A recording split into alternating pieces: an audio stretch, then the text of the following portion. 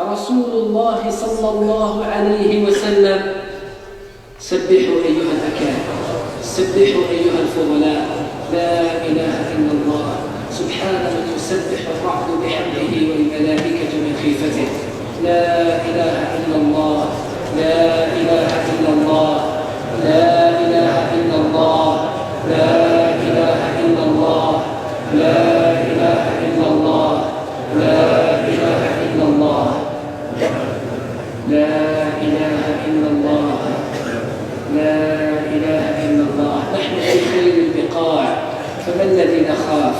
نحن في خير البقاع، نحن في بيت الله، في مجلس تحفه ملائكة الرحمن. والله إنها لخاتمة جميلة أن يختم لنا بمثل هذا المجلس الطيب، فنسأل الله عز وجل أن يختم بالباقيات الصالحات أعمالنا.